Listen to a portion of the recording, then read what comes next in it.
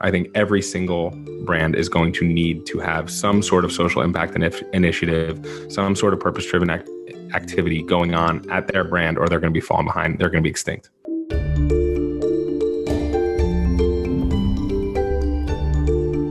Welcome to UpTech Report. This is our Applied Tech series. UpTech Report is sponsored by Terraleap. Learn how to leverage the power of video at terraleap.io.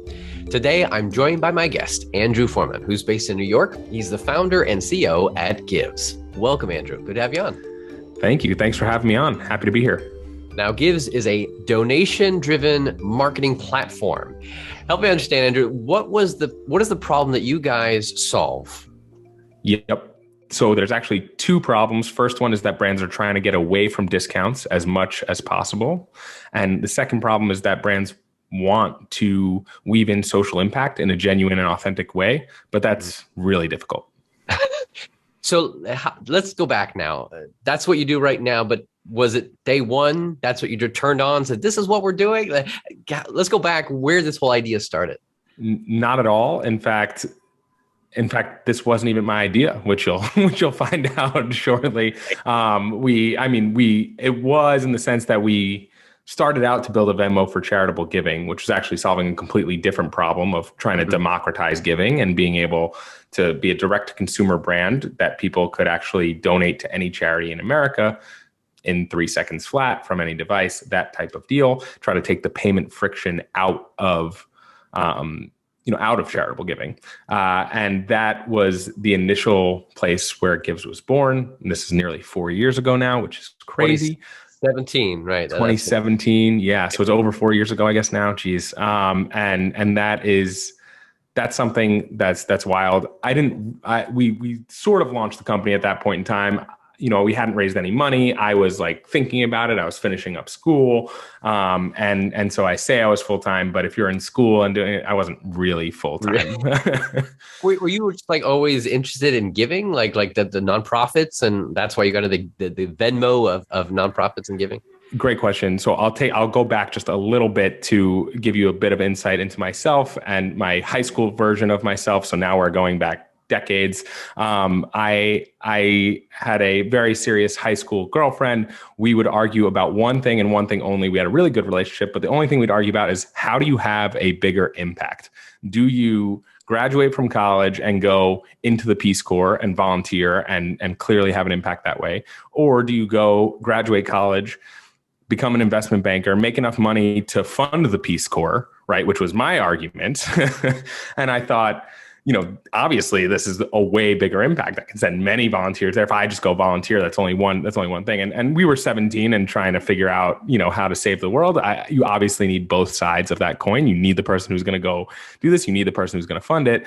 As a quick side note, I went into investment banking. I realized very quickly that I was not going to make enough money to fund the Peace Corps or anything even close.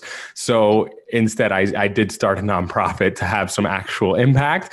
But she went straight into the Peace Corps right after she graduated college, and then we never spoke again. But that was the impetus of this whole thing, and it's kind of been woven throughout my life. And as I started that nonprofit, I was the treasurer of the nonprofit. We collected very minimal amounts of money throughout the year. But in every time I ran a bar fundraiser or we did something to collect, even small dollar amounts, people were Venmoing me instead of using our website. People would say, your website stinks. They wouldn't say it that nicely. And I just thought, wow, how is it possible? Then I think about this for the better part of a decade, and I'm at business school and they're asking me, what am I going to do with this one and precious life? And I said, it's crazy that I can Venmo my friend $30 for a hamburger and fries and a beer, but I cannot send $30 to the Red Cross in 30 seconds or less. I'd have to go to the website. I have to type in name, address, credit card, name of firstborn child, and everything else that you have to put in there. And I just thought that we could solve that problem. So that was the initial thought process, and it's been a long journey, just as I've been long-winded here to get to where we are. It's fascinating. I appreciate the you and your high school girlfriend of different approaches, and you kind of circling back-ish in a capitalistic way to help nonprofits to do it. But you go into creating Givz, try to create this Venmo mentality, but profitability-wise, the business model, what was that first like? Did it start clicking? Like, It was interesting. When I first did it, I thought the fees that that some of these platforms were taking were high. I tried to take the lowest fee possible, and then I realized that if it's a Venmo for charitable giving that you're trying to create, and just like GoFundMe has basically mastered this, ask for tips. People are already in the charitable giving mood. They're donating their own hard cash. They don't want you to take any fees out of their own donated hard cash, but they will tip you. So we actually found that business model to be working, but the acquisition side of getting people to install an app to be able to donate to any charity in America was a higher hill than I was able to climb, or than I wanted to climb. And then what ultimately happened was two brands came to me and said, "Hey," and this is where this wasn't exactly my idea, but they came to me and said, "Hey, Andrew, can we, instead of giving a discount, give people credit on the Givz platform to be able to donate to any charity that they want? But this way they buy at full price, they're incented to buy at full price, and now we can support the exact charity that they want to support, because we have thousands, if not millions of customers, and they all care about different things. So let's let them choose. Let's give them credit on your platform, and they can choose whatever they want to give to. We trust them." And I was like, that actually sounds pretty awesome. Let's test it out. And so we tested it out. One of the companies ran a Facebook ads campaign. They took the last sentence of their Facebook ad. They changed nothing about the creative, nothing about the first sentence. The second sentence, instead of saying sign up now and get $50 off, said sign up now and we'll give you $30 to give to a charity of your choice. Why didn't they test 50 and 50? I don't know. But they tested $50 off versus $30 to give to charity. And the $30 to give to charity saw a 20% better conversion rate. So right then and there, I was like, this is what we do now. This is a full-on pivot. Yeah. I had to go back and tell the team this is it. And we saw the same results with an email A/B test with another company, and that sealed it. Because I do want to come back to that and dive in a bit more of them, where you are now and where you guys are headed. But 2017, you start sort of full-time, sort of not, exploring this, doing this. Are you a technical guy? Did you build this yourself? Did you find another co-founder to help build it? No, that's a great question. So I do have a co-founder. Neither of us are technical. Classic sob story. And we did just bring in a technical co-founder earlier this year to really, once we found this product market fit and now blast this forward, you do need that technical piece. Obviously something you read about and hear about all the time, 100% true. On our side, we did find an initial tech partner who was fantastic. We went through a ton of churn with various initial founding CTO types, and have all the scars and battle wounds and stories from that.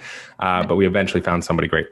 So just staying on there for a moment, because I imagine there's a lot of people who have great ideas and they're not technical founders, and they're like, how do I get it off the ground? And what if you had to pick one lesson learned of who to partner with, who to not to, what to look for, and being able to build that first MVP and get it launched, what comes to your mind? I mean, I think the number one lesson is that you actually need less tech to prove your concept than you think. Break that down for me. So the Venmo for charity, for example, I got this offer, or not offer, I got this advice from somebody once, and they said, don't build any tech to test it out. And I was like, that's crazy. How could I possibly do that? And he was like, well, email all your friends and tell them anytime they want to make a donation, instead of donating, just email you their credit card and tell you to do it. And then you just go make the donation for them. And I was like, that's crazy. Like, they'll never, like, actually they probably would email me their credit cards. Like, I don't even know, but like, definitely not legal, definitely not like PCI compliant in the least. But I wish I went and did that, because I think I would have known that at that moment in time, people aren't donating very often. So building a Venmo for charity, what is this guy? This guy's going to email me once a quarter to say that he wants to do that. And I think you learn a lot of stuff And maybe that's not the best example. I think I probably could have built some other MVP that was slightly less crazy than that. But the idea is there, right? Which is test this as much as you can without building any tech, and try to get an MVP that doesn't need a huge build associated with it. Powerful realization of everything is testing, and this whole pivot is actually based off of someone testing something and you seeing what works and what doesn't. Totally. This idea of knowing when to pivot, would if you go back to yourself, aside from testing earlier, is there anything else that you would have gone and told yourself that like just educate yourself with something you know now that you didn't then? I think trusting your gut is also something that I didn't fully appreciate, right? You know when something's not working, whether it's a hire, whether it's your business, whether it's something like that. You know when it's not working, and trust that gut. And I found that when you get to the point of no return, that's when you problem solve and you get there and you say like, hey, like, let's just say this hire is not working out. And so you think it's a gut, from a gut level, you're like, this hire is not working out, but maybe it still could. Maybe if I did a little bit better at managing and this kind of stuff, but then once it becomes so blatantly obvious that this is not working, then you're like, okay, we need to fire this person, or we need to do something and we need to get rid of them. I think that once you get to that realization, I just would like to get to that realization quicker. And that's something that I've been working on ever since. And if I had known earlier on, I think that would help me. That would also help me in the pivot and try to test things faster. But like, hey, this wasn't working. Great, it's not working. So what do we do? Do we shut it down? Do we pivot? What do we do? But once you need to get to that place quicker. Mm-hmm. What year was it? It was fairly recently this pivot has happened. Was it last year or? Yeah. It was, I guess I've been saying a year and a half now for a little while. It was basically end of 2019. So almost 2 years now. So 2017, we sort of 2018 was really when we started to build stuff. And so we built all the pipes to be able to get this going. And then I'd say 2019 was the year, we took 6 months from the end of 2018 to middle of 2019 to see like, hey, we spent some real dollars. We raised an initial round. You did do we raised an initial round, a very small, friends and family, I guess, as they call it.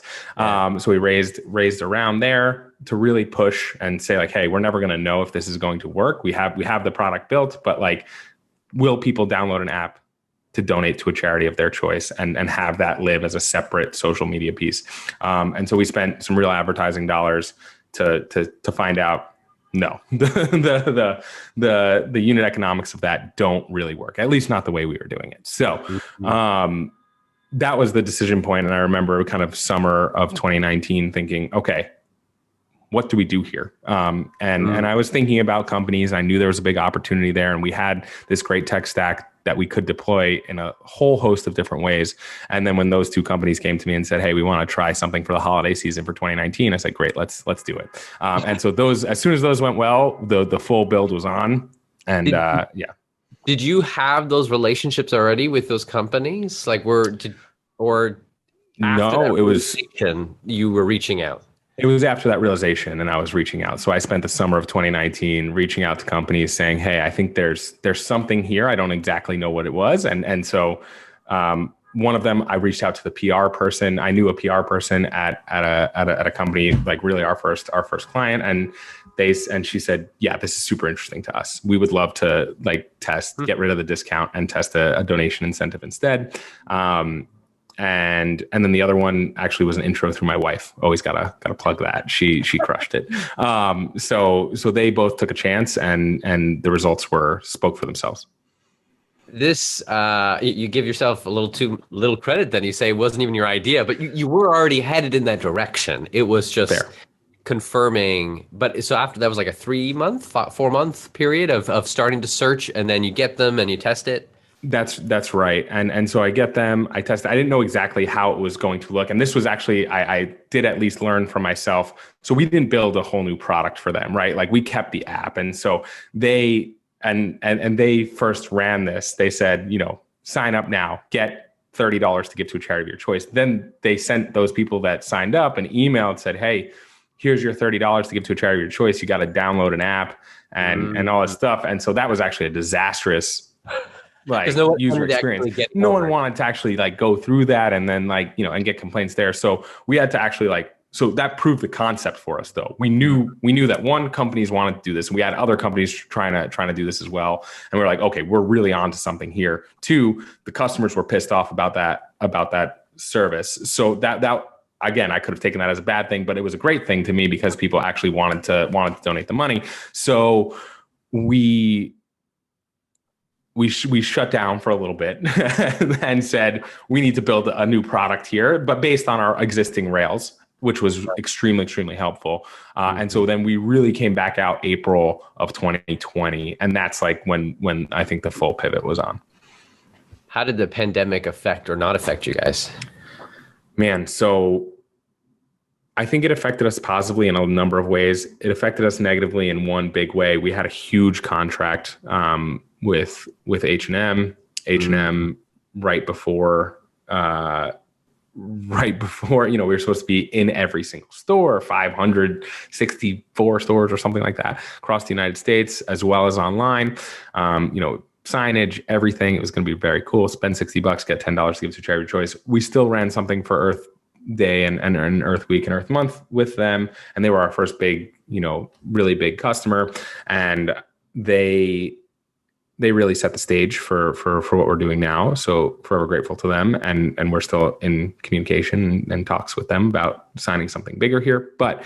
And now as stores reopen for them. But that really was a tough blow for me. I was getting ready to trying to visit as many of these stores as possible, as whatever I could do to make this happen. So the pandemic really put the kibosh on the in-store capability there. But online is really where we're focused anyway. We do have capabilities for in-store and online, but with the partnership with Shopify right now, online has been fantastic. So speaking of that, of rolling it out online, your focus of going forward, you're focused on enterprise, mid-market, like for those in small businesses, like do you want everyone to have access to this?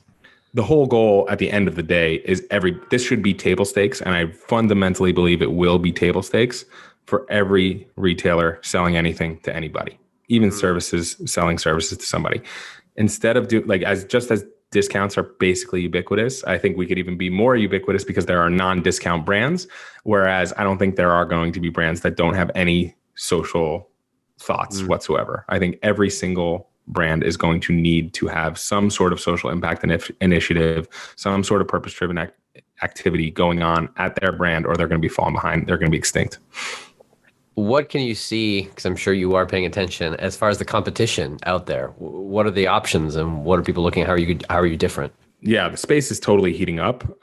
There's a ton of folks playing in the cause marketing space. I think you started to see, even as far back as 10 years ago, employee giving start to be a huge deal. And I think that's now kind of reached that point where almost every large company has a matching program or something of the like, right? And so I think the natural extension of this is to be able to do this. You, of course, care about your employees. You also really care about your customers. So you're going to need to be able to provide something like this for your customers. What shape and form does it take? Who knows? Everybody's out there guessing at it. There's a ton of companies popping up in a lot of different places.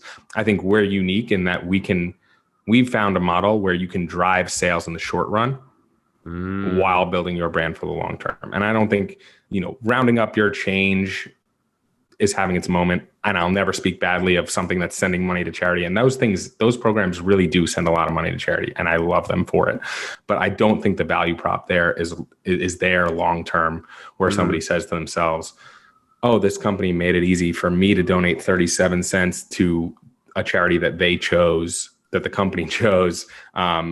I love this company. I just don't think and even if it's certainly not driving the sale right now. They're not advertising saying, hey, buy these, Allbirds shoes and you're going to be able to donate 47 cents. It's not a clear value prop to me. I think that's what makes us different. Is it the ability for the customer to choose where it's going, you think is one of the main power points? I think it's that combined with real dollar amounts and like a promo-esque. I don't want to say it's promo feeling, because I think the consumer psychology around this is different than anything we've really seen. So you take that $300 pair of shoes that you want to buy, but you're really guilty and you're like, do I really need this? And now it's like, hey, well, if you buy it, you're going to get $50 to give to charity. It's like, all right, it's for charity. I got to do it. And I think that unlocking that piece of in the consumer's brain, I think, is something that we are uniquely positioned to hit. Removing the guilty feeling from your purchases because you're doing good at the same time. And the crazy part is you genuinely are doing good, right? So I love that it's like unlocking this piece. It's something that the company is very happy because they didn't have to give the $50 discount. They drove the $300 full of revenue. So it's genuinely a win for them, even though they donate the $50 on the back end. Still better for them in every respect. They're not taking the brand hit, the brand dilution that's associated with discounts. They're not training people. The next time that person wants to buy a pair of shoes, they're not expecting it to be $250 instead of $300. It's $300. The price is what it is. So the brand's certainly winning. The brand is also sending $50 to a charity that the person that I really, really care about. I'm pumped because I got to buy the shoes guilt-free. I also sent $50 to my wife's cousin's charity. She thinks I'm a hero. And now the charity's pumped because they got $50. It's one of the true win-win wins, if we're an Office fan, that really can't be replicated. When you think about your trajectory, what are you most excited about? Like what is it that, in the next 6 months, a year, that you're working on, the roadmap that just like gets you up and pumped? So we were just featured on the Shopify App Store. We're actually featured right now, and we were started to be featured 2 days ago. So we built this. We got in some really great investors. They were like, "Hey, how do you not have a Shopify app? How are you not building this for scale?" I was like, "Right, thanks. I need to know what I'm doing, but this is great." And we are, we have a Shopify app that people are signing up for. We've even got some installs since we've been on this call, and they are installing, setting up their campaigns, setting up not even just individual like short-term campaigns, but actually evergreen campaigns that are going to last, all year, and then they'll ramp it up during Black Friday, Cyber Monday, Giving Tuesday. But they're setting all of this stuff up without talking to me, and that's something that we haven't experienced until we partnered with Shopify on this side of things. So that is what is exciting to me. The fact that we could have 1,000 brands sign up tomorrow, and the tech will hold up, and customer service will hopefully hold up as well. But that we may need to hire up a bit for. But we're really excited about that. Speaking of your team, how big is your team right now? So we are 8 full-time people right now. Okay, so you're doing great things with a small team, but it's like hitting that stride right now, being able to ready to go. And you just mentioned that you did raise additional funds just recently, right? Yes. So recently raised from two awesome, and I can't say enough good things about TJ Mahoney at Accomplice. I believe he actually just put a post out that he's starting his own VC firm called Vinyl. If you get a chance to meet him or speak with him, he is fantastic. And same with Vic Singh over at ENIAC. The folks at ENIAC, there are four partners there. They're all fantastic. But Vic in particular is an amazing person to work with. These guys, I feel like they give me superpowers. It's absurd how helpful the introductions they make, their thought process on, they've just seen this over and over again. They know the playbooks, they know how it goes. There's nothing you can say that's going to scare them or shake them in any way, shape, or form. They're just going to say, great, this is what you should do, or don't listen to me because you're the founder and you know what you should do. Were you reaching out to folks about this? How did those relationships come about? Yeah, we were going through that fundraising slog. So there were at least 50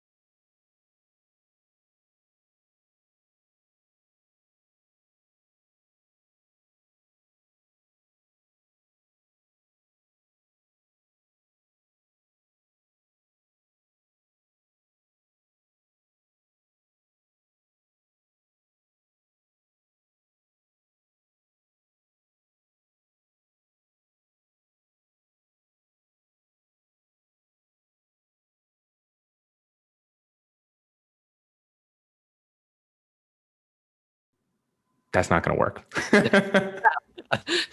You'd already known that Yep. business model not going to work. I'll catch you in 3 years. Yes. So, is there anything that you now have gone through that slog that you would go back and tell yourself? Would you have done it differently, or it's what you got to do?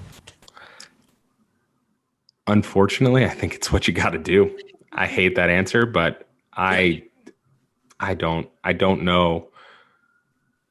I don't know that it could have been done differently. I could have gotten lucky earlier, but I don't think there's a way to manifest that. It's just the effort and time of working to those relationships and talking it up. You as a leader of this business, of this idea, moving it forward. I imagine your role and your activity has changed over the past few years, and will continue to change as the team grows. But I'm curious, can you think of the most recent constructive feedback that someone gave you that you had to take and kind of like, oh, okay, I gotta change that. I'm changing. I'm improving as a leader, as a person. That's a good question. I'm gonna try to take a couple of seconds to think about that. I think yes. I'm just trying to figure out which one do I talk about here. I try to pride myself on being open and from, when you're a 7-8 person, all the way from 3 to 8 people, it's still a pretty flat organization, right? And I still want to cultivate that. Anytime you have constructive feedback, please do share, and I will probably over index on it just because I want to encourage you to share those types of feedback with me. In terms of recently, what's the most recent thing that somebody said, hey, you could be doing this a lot better? Man, there's a bunch of stuff. I think it's classic with CTOs, and so your technical co-founders and your non-technical co-founders. I think there's a good part of why you need somebody great on that side of things by your side is so that they can give you that constructive feedback and say, hey man, you come off really disorganized on these team calls and that's not good. I'm like, okay, tell me more. And he's like, have a plan, take 10 minutes before the call and make sure, you have everything you want to say, go through it once, and people will follow you to the end of the earth. You have that type of personality, but just make sure you have it all reined in a tight package. And I was like, great. He's like, and I can't do it. So he's I'm not throwing shade, but you can do it, and just take that 5 to 10 minutes of extra prep. I thought that was good, and I've been trying that, and meetings have been going a lot better. That's a succinct but powerful feedback of be organized in your leadership and your actions. It's like, get to the point faster. For you, where do you go for your learnings? Like, is there any major books that have, or podcasts or audiobooks or things that you've read or listened to that have helped inspire you or helped you grow? That's a great question. I immediately go, so the last book on tape that I listened to, well, first of all, Dan Pelota, if you haven't watched that TED Talk, I think that was like the first thing that I saw that I was like, this is like correct in the charity space. And, I think that's amazing. I think things like, the classics, like the hard thing about hard things from, all the classic kind of stuff as well. It is helpful to have that just reinforced and you listen to that. I think those are all very, very good things. Is there is there one that comes about your mind? The most recent book I listened to on tape was Green Lights by Matthew McConaughey. It's like his basically autobiography, if you will. And it's wild. And I loved it. I thought it was, there are some things where I was just like, this guy is a nut job and I love it. And then there were other things where I was like, this guy is a nut job and I'm actually learning some cool stuff here. He's literally chasing down his dreams, going to Africa because he had a dream that he was in Africa floating down the river. And so he had to go live it.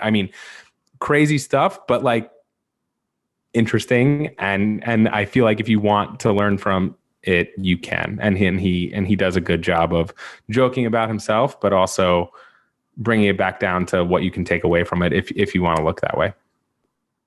If you look ahead though into kind of where technology is going when it comes to maybe e-commerce or nonprofits, what if you had to make a prediction of what we will see in 5-10 years from now, tech predictions, what would you say? What comes to your mind? I mean, I'm always thinking about that ease of payment piece, right? And so I do think this one click, you see something on Instagram or wherever you are, and you want to buy it, you just click, like, hey, I like the shirt that guy's wearing, like, done, right? And it's coming. That is coming. It has to be. And I think in the next 5 to 10 years, it will be that, and it will be, I like the shirt that guy's wearing. Oh, and I get $5 to give to charity when I do it. Great, click. And so I think that is going to be 100% something that that is just out there. This viable piece. I wonder about, virtual reality and how that's going to come into play. These fake worlds that kids are starting to live in. I don't know. I don't know how that's going to affect. I wonder about it a lot. I have 2 little ones, and how much different, with the rate of change, technology the way it is, how much different are their lives going to be than ours? Are they going to go outside and run around in the backyard and play tackle football, or are they going to do that virtually with goggles on? I just don't. Yeah. Wild. Yeah. What does the future look like, virtual or not, or a combination of yeah. the two? Yeah. Like, is there some combination of this, and they're actually running around with headset on outside, and it's a good thing? And so I don't know. I just don't know. I whenever I look at it, it's like, it's usually a combination of however the worst you think of the best thing, somehow the two together. For you, is there a type of technology that you just love and are fascinated with, or like, man, I would totally get that? Like, if you could have, or maybe another way to say is, futuristic tech, sci-fi tech that could exist right now, just for fun, what would you want? Yeah, I would love to. So I played Division III college football. I always since the beginning of time, my time at least, wanted to play in the NFL. So if there's some way that, like, I could be put into the NFL in 2 ways. One, like, first of all, make me like an NFL caliber player, which I'm clearly not. That would be cool. And I would love to, like, experience that and see, and like, oh, wow, I can jump this high or do this. That would be very cool. Run this fast. Or I'd also love to see, like, how I'd stack up just as I am now, getting smoked by these NFL players, and how much slower I am, and how I'm like, sometimes I'm like, I could catch that. And it's like, actually, it would be great if I could replay that play and, like, go see if I could have actually caught that. That would be super, super interesting to me. Sorry for the weird answer, but that's just what came to my mind. That's my heart of hearts right there. I love it too. I dig it. So coming back to Givz, we had talked a little bit beforehand. In this whole plan, and just kind of circling back to the name itself, you mentioned the domain name. That's always a fun thing, try to get a good domain name. How did you get the domain name? Yeah, and for those that are not domain experts, 4-letter domains are hard to come by. So givz.com was bought and parked, which I'm not sure if you're not familiar with that. That means somebody bought it and they're just holding on to it and warehousing it, but there's nothing actually on that site. So basically you go there and they're like, all right, make me your best offer. They're buying it so that somebody's going to want it in the future, and they hold it. So very tangential side note, we once, back in my investment banking days, sold a company where somebody had bought in the early days out of his grandma's basement, AA.com, AB.com, AC.com, all the 2-letter domains. And then when you think about that, American Airlines, they are going to want AA.com, and you're going to make a boatload of money. And this guy did. So even 4-letter domains that have some semblance of a word are super tough to come by. So when I looked up Givz.com, saw it was parked. You could look up on the Whois database.